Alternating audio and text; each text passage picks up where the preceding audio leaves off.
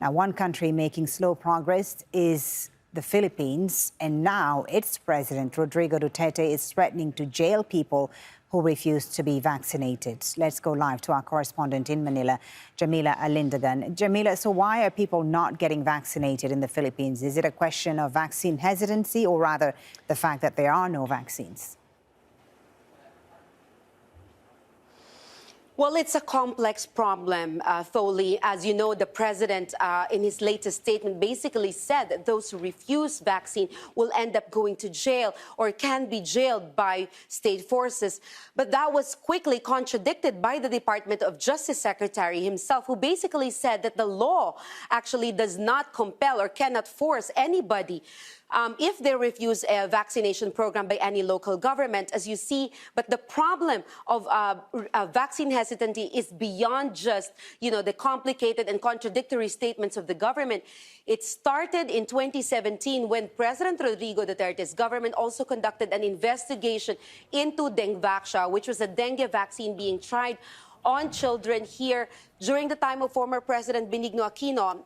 The investigation was played out before the general public for months, and according to experts, that actually increased the level of vaccine hesitancy here in the country. So it is a problem more than just, it is a problem not just access, but also for the public to actually trust the vaccine in particular. For example, vaccines coming from China has very low trust ratings compared to vaccines coming from the U.S. and other Western countries. But the problem, again, is supplies, because there are more Sinovac vaccines here than Pfizer or Moderna, which even has yet to arrive here in the Philippines, Foley. So a question of trust, you say.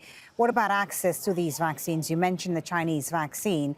What's the situation as far as vaccine availability is in the Philippines?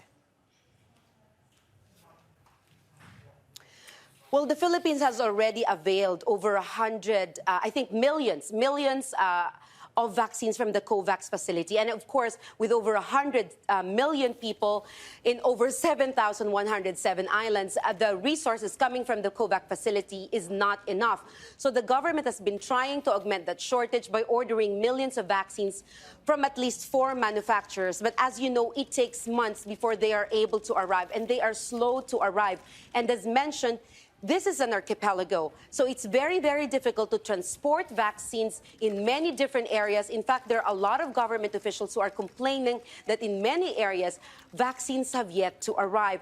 So looking at the current rate, when it comes to looking at the current process of inoculation here in the Philippines, there are experts who are actually saying that it will take at least 3 years for the Philippine government, for the country to actually achieve herd immunity with the current process at this point. At least 3 years, with over around 5% inoculated so far.